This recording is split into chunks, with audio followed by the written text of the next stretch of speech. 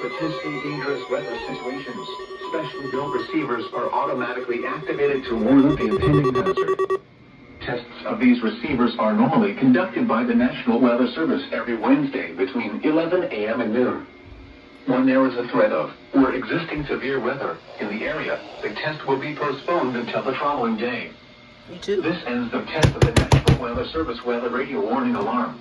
Oh.